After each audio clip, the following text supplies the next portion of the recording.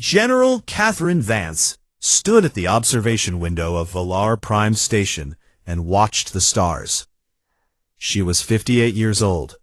Her hair had turned gray many years ago, and her face carried the lines of someone who had spent a lifetime carrying heavy burdens. But her eyes were still sharp, still alive with purpose. Behind her, Lieutenant Nathan Cole checked his datapad for the 10th time that morning. He was young, only 29, and this was his first diplomatic mission.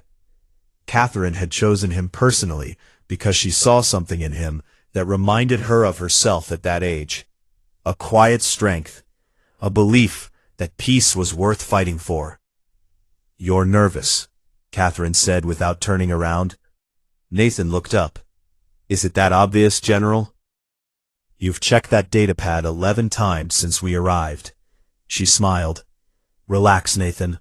The Zarathi are many things, but they honor their traditions. We've been doing this for 900 years. 900 years. Nathan still found it hard to believe.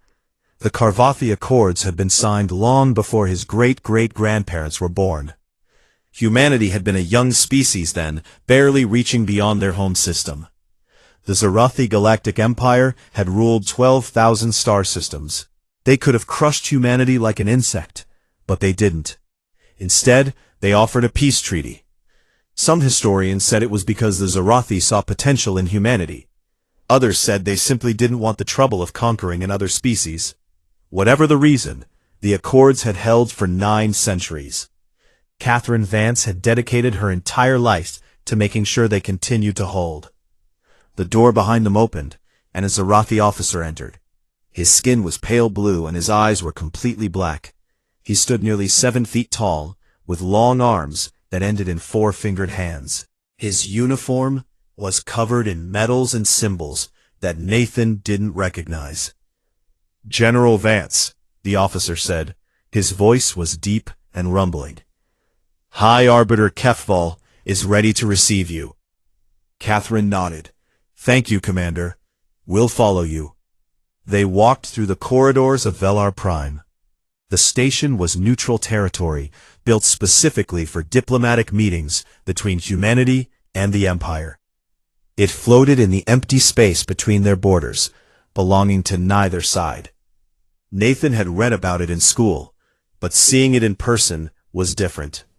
The architecture was a strange mix of human and Zarathi design. Angular metal walls met curved organic shapes. Bright human lights alternated with the soft purple glow that the Zarathi preferred. They entered the main conference chamber. High Arbiter HFY sat at the far end of a long table. He was old, even by Zarathi standards. His blue skin had faded to almost white, and his movements were slow and deliberate. But his black eyes missed nothing.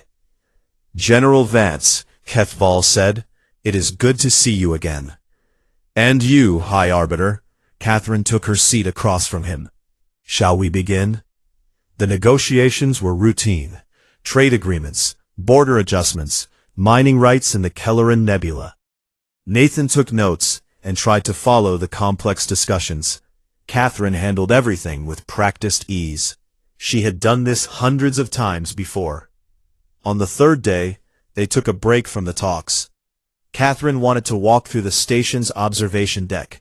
She said it helped her think. Nathan followed her, as he always did. The observation deck was a long corridor, with windows on both sides. Stars filled the view in every direction. Catherine walked slowly, her hands clasped behind her back. "Do you know why I do this, Nathan?" she asked. "The negotiations, General?" he replied. "All of it. The diplomacy, the peace." She stopped and looked out at the stars. "When I was young, there was a border conflict. The Empire pushed into our territory. We pushed back. A lot of people died." She paused. "My brother was one of them." Nathan didn't know what to say. He had read about the border conflicts in his history classes, but he had never known that Catherine had a personal connection to them. After that, I could have spent my life hating the Zorathi, Catherine continued. Many people did, many people still do. But I made a different choice. I decided that the best way to honor my brother was to make sure no one else had to lose theirs. She turned to face Nathan. That's why I believe in peace. Not because it's easy, not because the Zorathi deserve it, but because the alternative is too terrible to accept. Nathan nodded slowly. I understand, General. Catherine smiled. I know you do. That's why I chose you. They continued walking. The corridor was empty, except for a few station workers in the distance. Nathan felt a strange sense of calm. Being around Catherine always made him feel like everything would be okay. She had a way of making the universe seem less frightening. He never saw the assassin. The plasma bolt came from somewhere above them. It struck Catherine in the chest before Nathan even realized what was happening.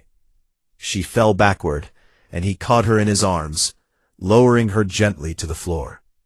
General, Nathan pressed his hands against the wound, but he knew it was too late. The bolt had gone straight through her heart. Someone help! We need medical assistance.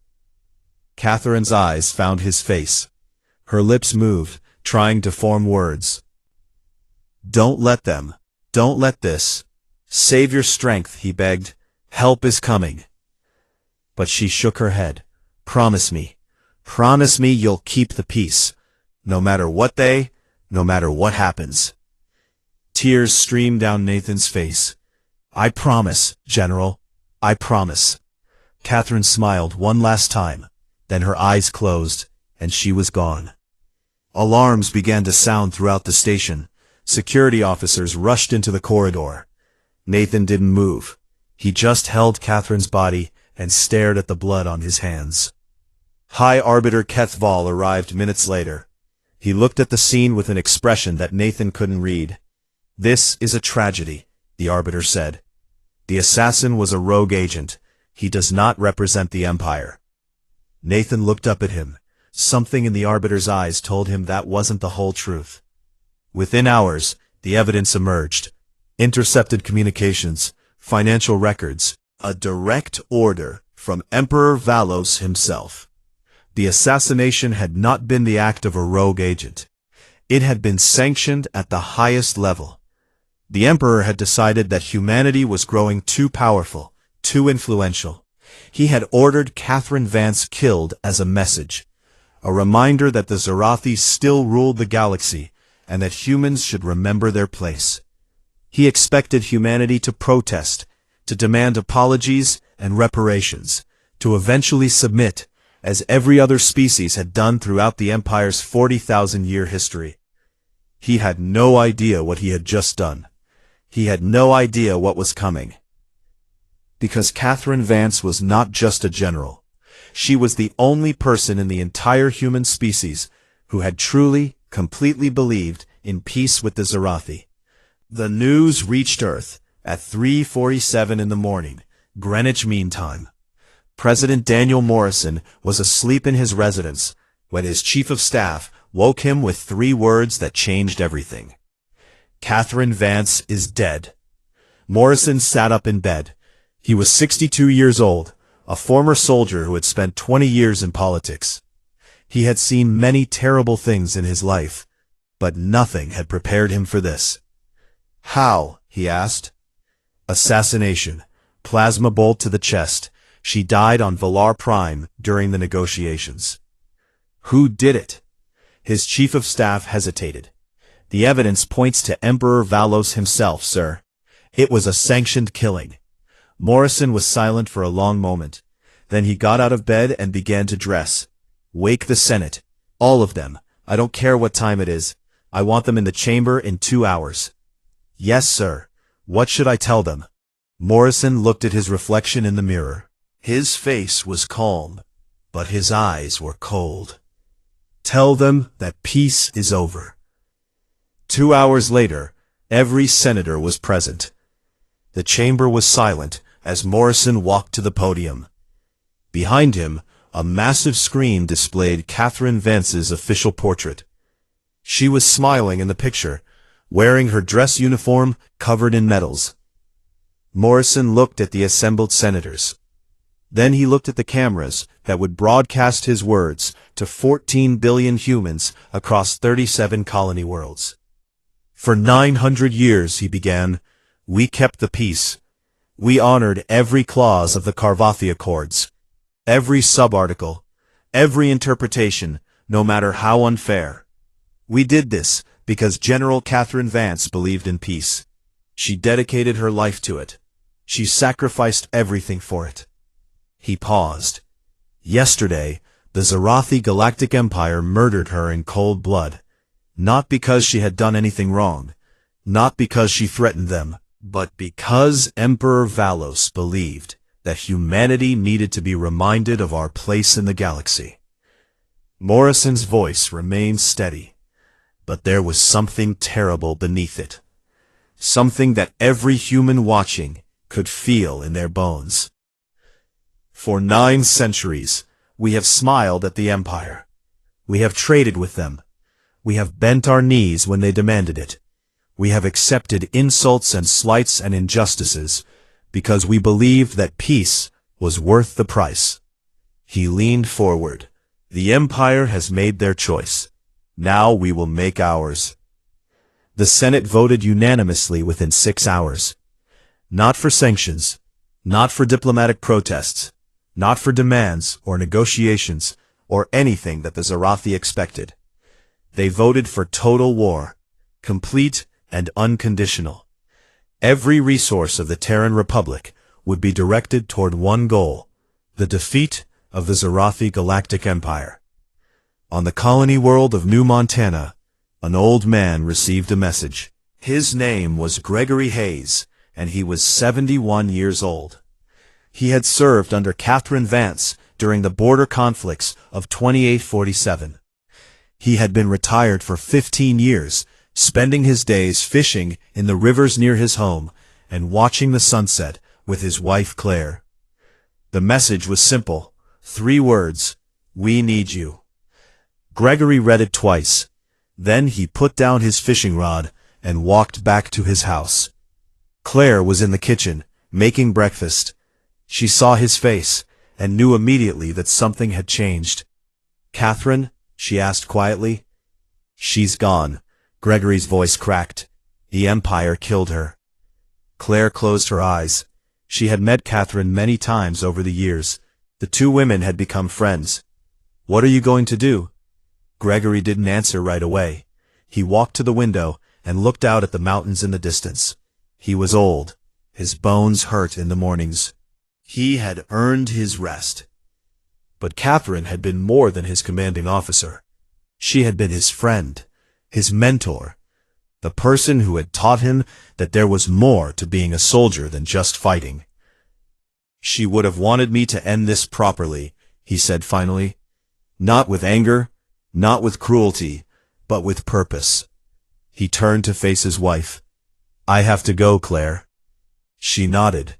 There were tears in her eyes, but her voice was steady. I know. Just promise me you'll come back. I promise. He kissed her goodbye and left within the hour.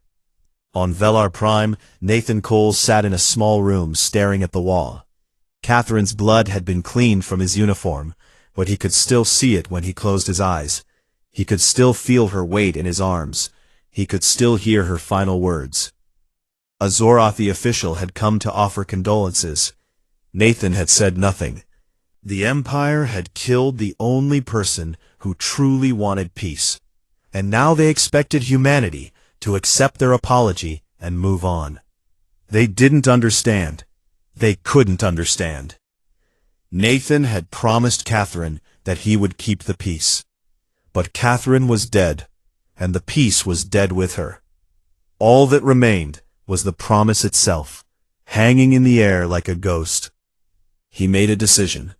He would not break his promise. He would not become a monster driven by rage. But he would also not stand aside while others fought. Catherine had believed in peace, but she had also been a soldier. She understood that sometimes you had to fight for what you believed in.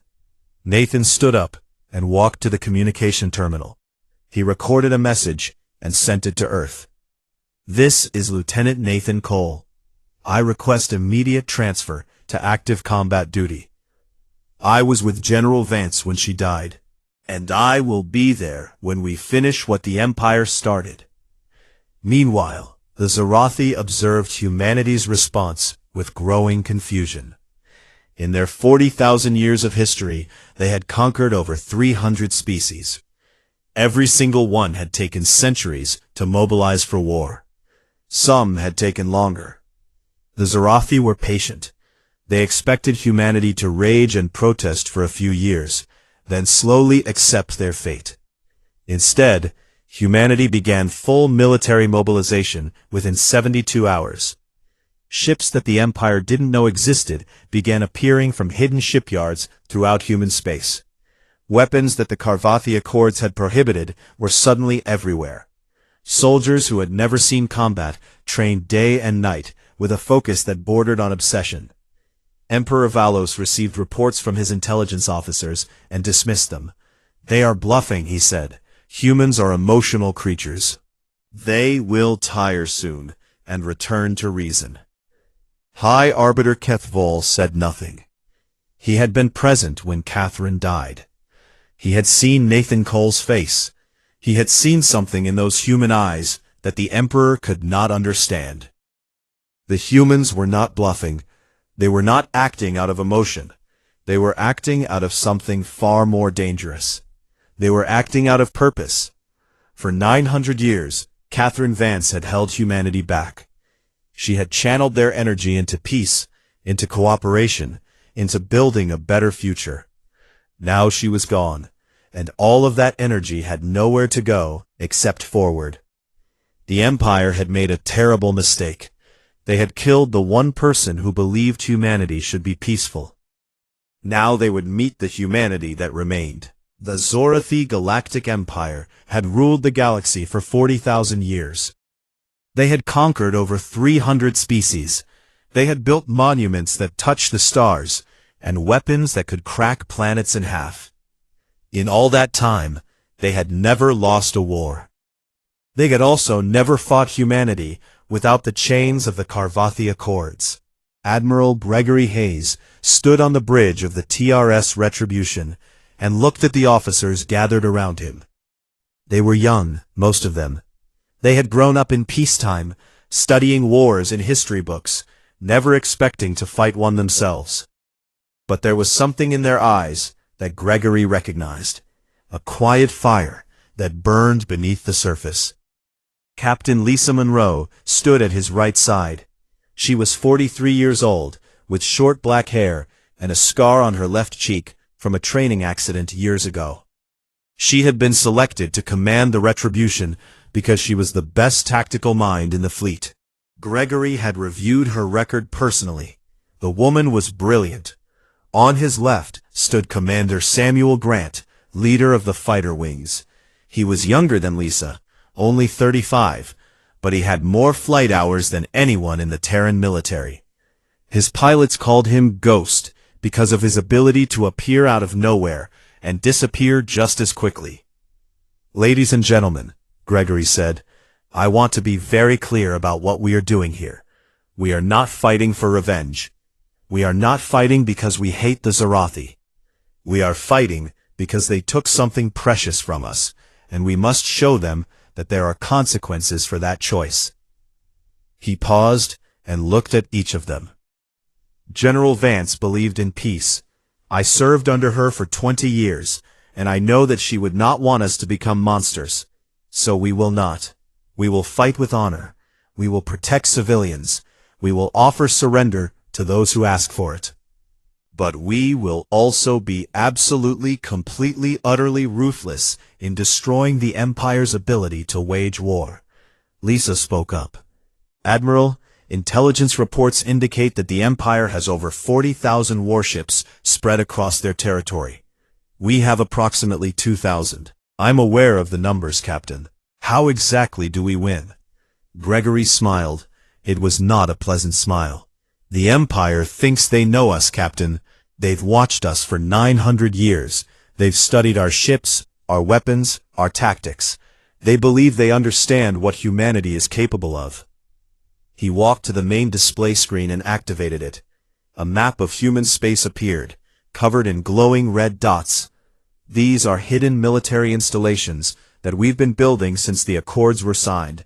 Shipyards in asteroid belts, research facilities in dead systems, training bases inside hollowed-out moons. For 9 centuries, we smiled at the Empire and told them we wanted peace. And we did want peace. But we also prepared for the day when peace would no longer be possible. The officers stared at the map. There were hundreds of red dots, maybe thousands. The weapons we've developed, Gregory continued, are beyond anything the Empire has ever seen. Our ships are faster, our shields are stronger, and our soldiers are trained to fight in ways that would make the Zorathi nightmares come to life. Samuel raised his hand. Admiral, why did we hide all of this? Why not just show the Empire our strength? Because General Vance believed that showing strength would lead to an arms race. She believed that peace required trust, and trust required vulnerability. Gregory shook his head. She was a better person than most of us, but she also wasn't naive.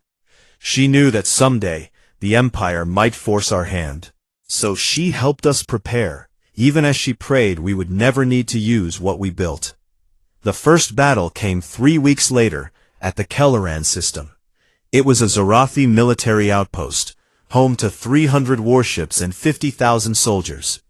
Intelligence had identified it as the staging point for a planned invasion of human space.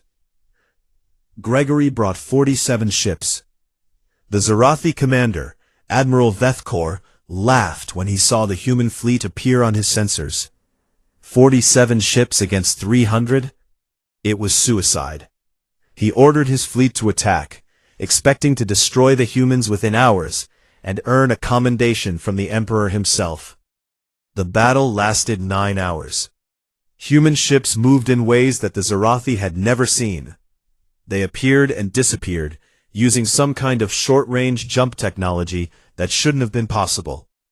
Their weapons cut through Zorathi shields like they weren't there. Their fighters swarmed around the larger ships, finding weak points and exploiting them with surgical precision.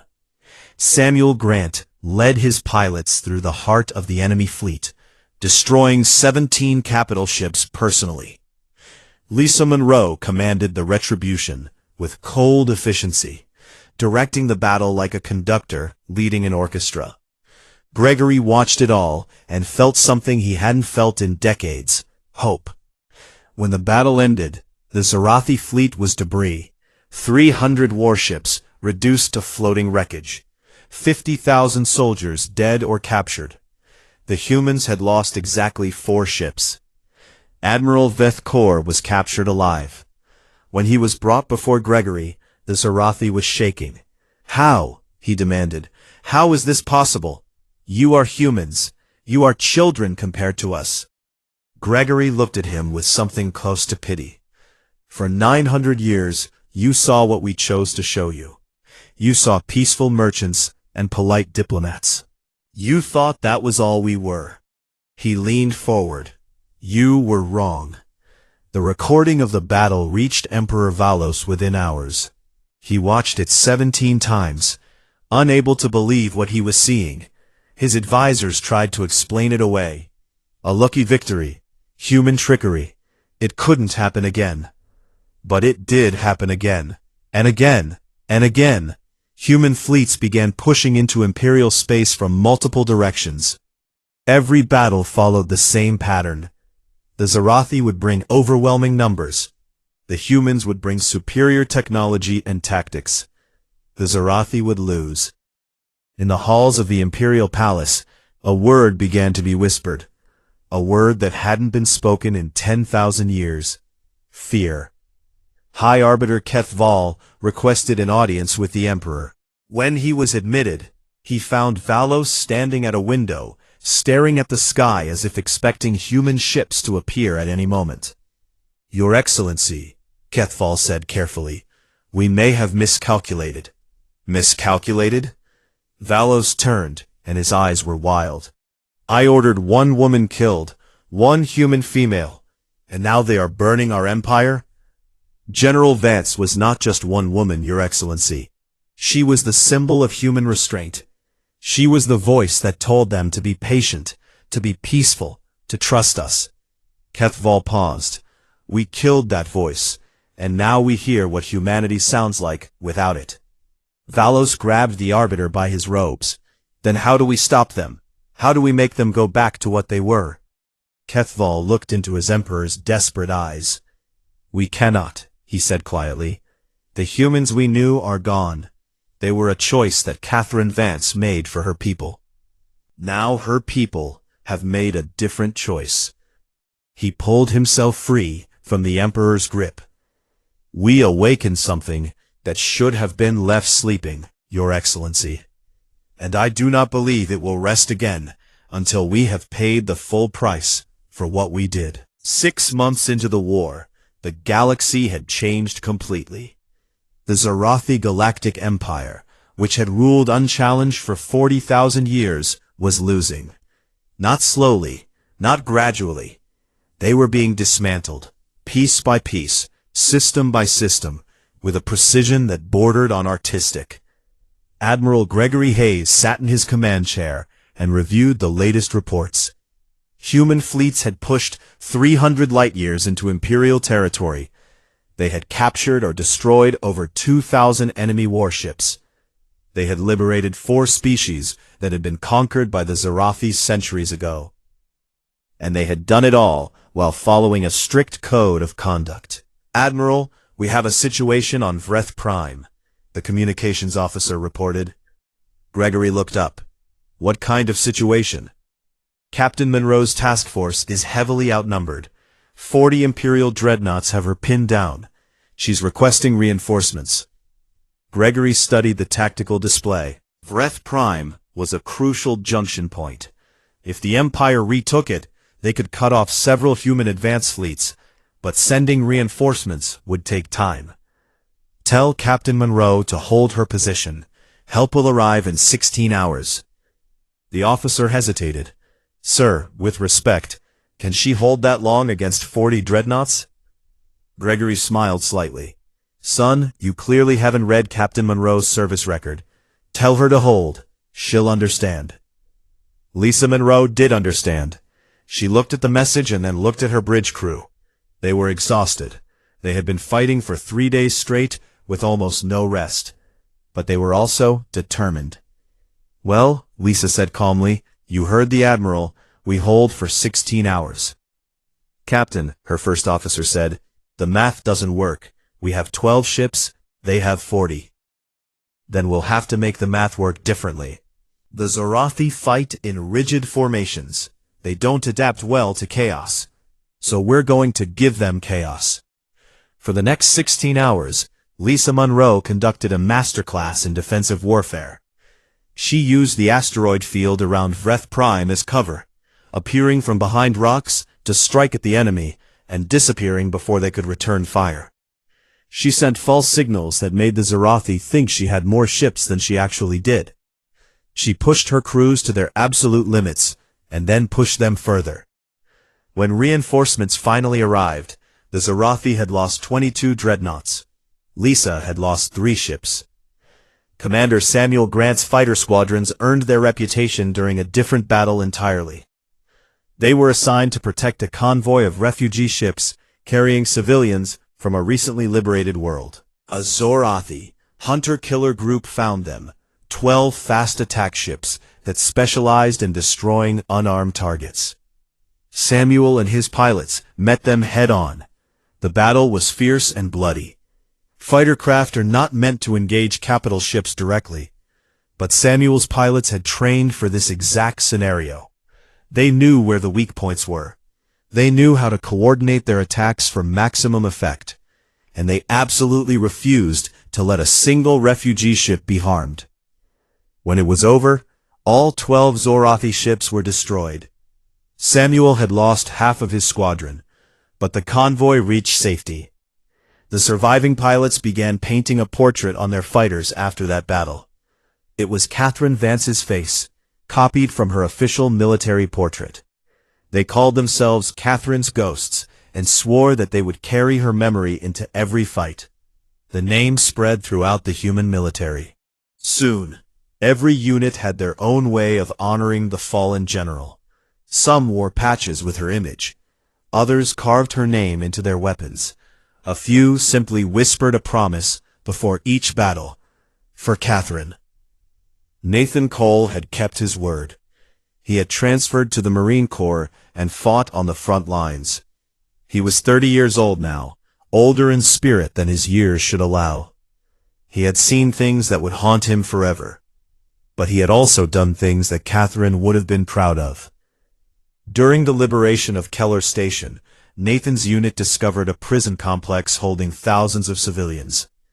The Zarathi guards had received orders to execute all prisoners before the humans could reach them. Nathan led the assault that stopped them. He could still remember the face of a young Zarathi officer, barely more than a child, who had refused to follow the execution orders. The officer had been shot by his own commander for disobedience. Nathan had killed that commander personally, and then he had sat with the young officer as he died. Why, the young Zarathi had asked him. Why are humans so what? So much, you feel everything so deeply. Your rage is terrible, but so is your kindness. How do you carry all of that inside you? Nathan had thought about that question for a long time. I don't know, he finally admitted. I think that's just what being human means. We feel everything, and we choose what to do with those feelings. The young officer had smiled slightly before closing his eyes forever. Back on Zorath Prime, Emperor Valos watched his empire crumble and could not understand why. He summoned his generals, but they had no answers. He summoned his priests, but the gods were silent. He summoned High Arbiter Kethval, who had become the only advisor willing to tell him the truth. Why won't they stop? Valos demanded. We have offered them territory. We have offered them wealth. We have offered them everything they could possibly want. Why do they keep fighting? Kethval considered the question carefully. Your Excellency, you are trying to negotiate with humans as if they were Zarathi. You offer them things, material goods, political advantages, but that is not what drives them. Then, what does? Purpose. Kethval sat down without asking permission, a breach of protocol that would have meant death a year ago, but the old rules no longer seemed to matter. Humans are not fighting for territory or wealth. They are fighting because we killed someone they loved. They are fighting because we showed them that peace was not possible with us. They are fighting because they have nothing left to do except fight. Valos stared at him. That is madness. Perhaps, but it is effective madness. Kethval gestured at the tactical displays, showing human fleets advancing on all fronts. In 18 months, they have accomplished what no species has ever done. They have brought the Zarathi Empire to its knees, not with overwhelming numbers, not with ancient technology, but with pure, focused determination. How do we stop them? Kethval was silent for a long moment. Then he spoke the words that the Emperor did not want to hear. We surrender, Your Excellency. We give them whatever they ask for, and we pray that their Catherine Vance taught them mercy along with everything else. Valos wanted to argue. He wanted to rage and scheme and find some way to turn the situation around.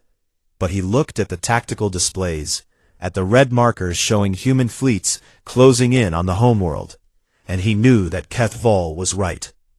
The war was over. The only question now was how much the Empire would have to pay. 18 months after Catherine Vance's assassination, human ships arrived at Zorath Prime. There were thousands of them, filling the sky like stars that had decided to descend upon the world below. The people of the capital city looked up and saw their future written in metal and fire. Emperor Valos stood at the window of his palace and watched them come. He was old, older than he had been 18 months ago. The war had aged him in ways that time alone never could. His hands trembled as he gripped the windowsill, and his eyes were hollow with exhaustion.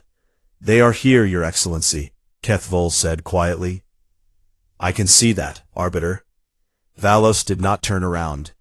40,000 years. That is how long we have ruled. And now it ends, because I ordered one woman killed. You ordered the wrong woman killed.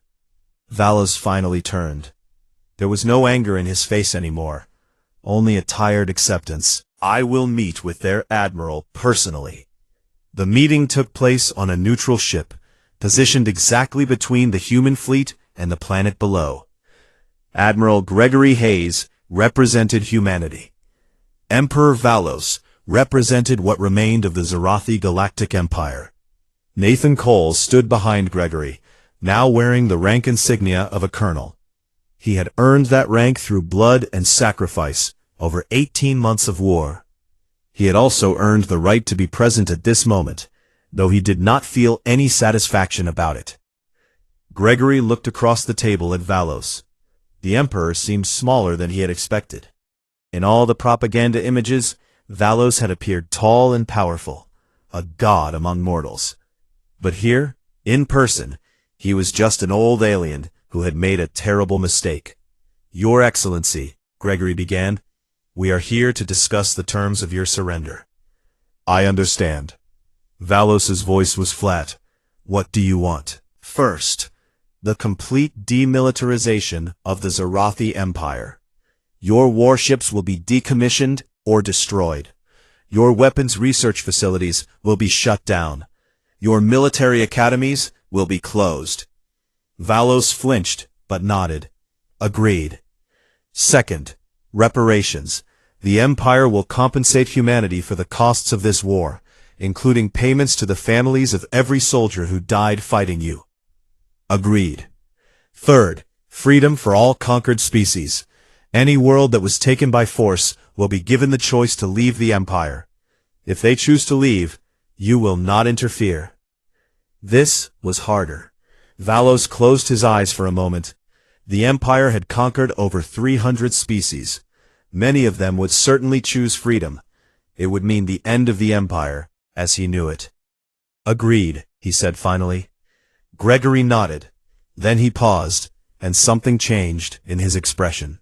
Something softer appeared beneath the hard military exterior. There is one more condition, Your Excellency. Valos waited. Every year, on the anniversary of Catherine Vance's death, you will personally travel to Velar Prime. You will lay flowers at her memorial, and you will publicly acknowledge what you did and why it was wrong. Valos stared at him. Of all the demands, this one seemed to confuse him the most. Why? What purpose does that serve? Gregory leaned forward. General Vance dedicated her life to peace between our peoples. She believed that the Zarathi could be better than they showed themselves to be. By honoring her memory, you honor that belief. And you remind your people and mine that this war was not about conquest. It was about consequences. There was a long silence. Then Valos nodded slowly. Agreed. The treaty was signed that afternoon. The Zarathi Galactic Empire, which had ruled for 40,000 years, ceased to exist in its old form. In its place would rise something new, something humbled, something that would never forget what had happened. 2 weeks later, the memorial service for Catherine Vance took place on Velar Prime, in the exact spot where she had been killed. Representatives from every human world attended. So did representatives from the dozens of species that humanity had liberated during the war. And so, as required by the treaty, did Emperor Valos. Nathan Cole stood at the front of the crowd. He wore his dress uniform, the medals on his chest representing 18 months of war. But he did not feel like a hero. He felt like a man who had done terrible things for necessary reasons, and who would spend the rest of his life trying to understand whether that made him good or evil.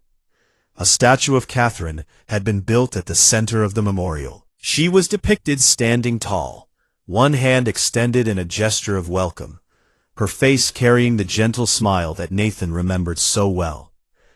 When it was his turn to speak, Nathan walked to the podium and looked out at the crowd. Humans, Zarathi, dozens of other species, all gathered to honor a woman who had believed in peace. "I was with General Vance when she died," he said.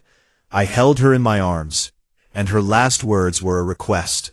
She asked me to keep the peace, to not let her death become an excuse for hatred." He paused, struggling with the emotions that threatened to overwhelm him. "I have to be honest with you. I didn't keep that promise. None of us did. We went to war, and we fought, and we killed, and we destroyed everything the Empire had built over 40,000 years." He looked at the statue of Catherine. "But I think, maybe, she would understand. Because she wasn't naive. She knew what humanity was capable of. She knew that we could be gentle or we could be terrible, depending on the choices we made. She spent her whole life trying to help us make the right choices." Nathan turned back to the crowd. "We showed the galaxy what happens when you hurt someone we love. That was necessary. The Empire needed to understand that there are consequences for their actions. But now, we have to show them something else. We have to show them what Catherine really believed in." He straightened his shoulders. "For 900 years, she kept us at peace. She believed that humanity's greatest strength was not our ships or our weapons, but our capacity for restraint. And she was right. But she also knew something else. She knew that when we choose to fight, we fight for everything that matters." He saluted the statue. "Rest now, General. We kept your peace as long as we could. And when they broke it, we made them build a better one." The crowd slowly dispersed. But Nathan stayed behind, standing alone before the statue, as the sun set over Velar Prime. Kethval approached him. The old arbiter looked even more ancient than before, worn down by the weight of everything that had happened. "Colonel Cole," Kethval said, "may I speak with you?" Nathan nodded. "I was there when she died. I saw your face. I saw what her death did to you." Kethval paused. "I want you to know that I did not support the assassination. I tried to convince the Emperor that it was a mistake, but I failed." Nathan was quiet for a moment. "Why are you telling me this?" "Because I want to understand. You humans could have destroyed us completely. You had the power and the justification, but you didn't. You demanded surrender, not annihilation. Why?" Nathan looked at the statue of Catherine. Her bronze face smiled down at him, full of wisdom and warmth. "Because that's what she would have wanted," he said simply. "We fight like devils, Arbiter, but we choose like humans. That's what makes us different." Kethval considered this. "Your General Vance must have been a remarkable person." "She was." Nathan turned away from the statue. "She really was." He walked away into the gathering darkness, leaving the Arbiter alone with the memorial. Above them the stars shone cold and bright, unchanged by the events of the past 18 months. The galaxy would continue as it always had, but it would never forget, neither the humans nor anyone else. Some lessons are written in blood, and the lesson that humanity taught that year was simple. Peace is a choice, a beautiful, precious choice. But when someone destroys that choice, what remains is something else entirely.